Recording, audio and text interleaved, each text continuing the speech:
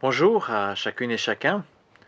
Dans la suite de la dernière méditation que je vous avais proposée la semaine dernière, aujourd'hui je voudrais vous proposer une nouvelle réflexion, une petite réflexion sur Philippiens, chapitre 3, la deuxième partie du verset 13, où l'apôtre Paul dit ceci: « J'oublie ce qui est derrière moi et je m'élance vers ce qui est devant moi. » Alors plusieurs fois dans ses lettres, l'apôtre compare la vie chrétienne à une course pour remporter le prix. Et dans sa lettre aux Philippiens, reprenons ce thème, Paul met ici l'accent sur le but de la course, sa vocation céleste, avec bien entendu le souhait de tenir le coup jusqu'au bout, sans abandon. Dans la suite, réfléchissons à la question du ou des buts que nous nous fixons et des pièges à déjouer pour éviter l'abandon ou des frustrations. La première chose importante à dire est d'avoir un but dans notre vie. Sans vision pour sa vie, on se trouve dans un désarroi assez profond. Beaucoup ont pour but de vie la recherche d'un confort quotidien. Mais plus l'âge avance, plus on se rend compte qu'il reste un vide angoissant pour après. Le sage de l'Ecclésiaste écrit ceci: « Dieu a établi pour chaque événement le moment qui convient. Il nous a aussi donné le sens de l'infini, ou une autre traduction parfois proposée, la pensée de l'éternité, qui est donnée à tout être humain. Donc tout être humain pense à son avenir éternel. Et tant qu'il n'intègre pas ce fait dans sa réflexion sur le sens de sa vie, sur le but qu'il poursuit, il lui manquera quelque chose. Deuxièmement, même en ayant un bon but, il faut être prudent à ne pas rester bloqué dans le passé. Dans son illustration de la course, Paul explique qu'il oublie même ce qui est derrière lui afin de mieux se focaliser sur ce qui est devant, ce qui reste à courir, à parcourir.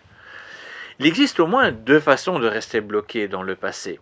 Soit bloqué par des échecs ou des traumatismes dont on a peine à se relever, soit aussi, ça arrive, bloqué par la satisfaction d'une réussite passée, mais où on ne va pas plus loin.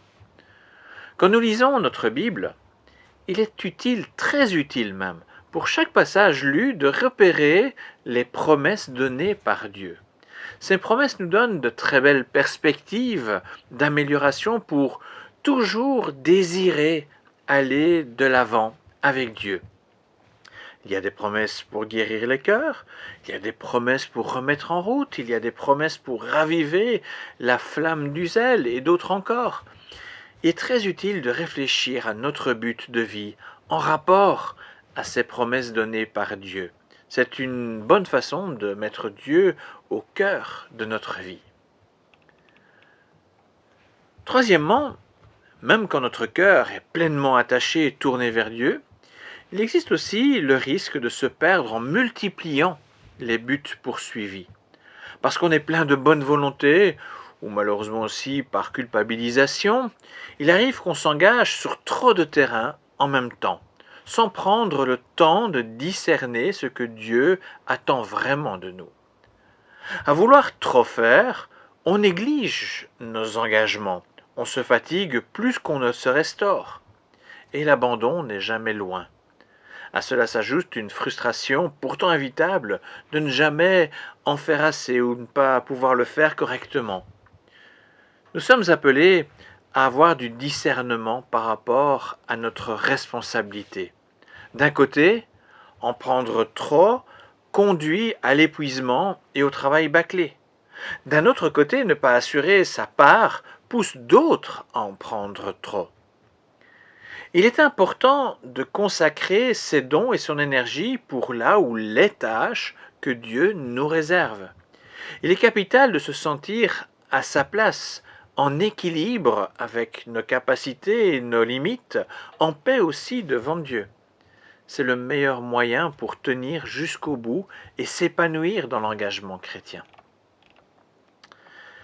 Quatrième et dernièrement, il reste un dernier risque: choisir des mauvais objectifs. Cela s'apparente à se tromper de chemin pour la course, de sorte à ne jamais trouver la bonne ligne d'arrivée. Si nous ne gardons pas les yeux fixés sur le Christ et ses promesses, c'est malheureusement ce qui arrive.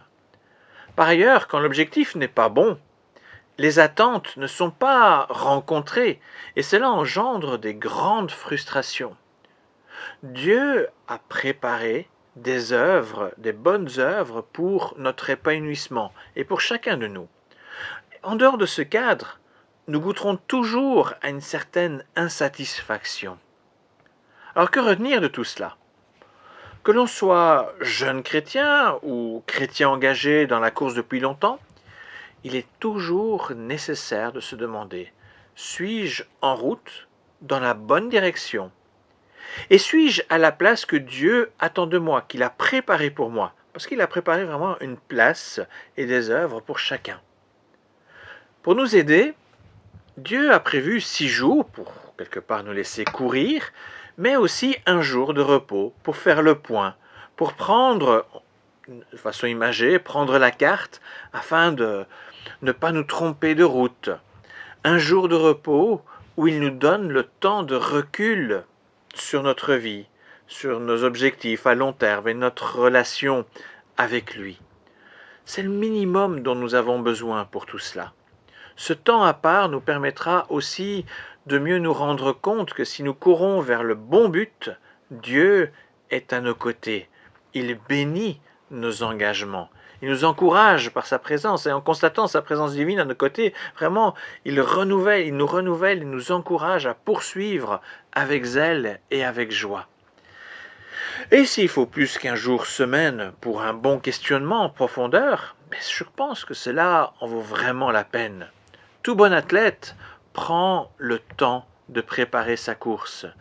Il en est de même pour le chrétien. Avant de considérer les divers engagements très concrets que l'on pourrait prendre, il est important d'avoir les yeux fixés sur le but, l'objectif final vers lequel nous nous élançons.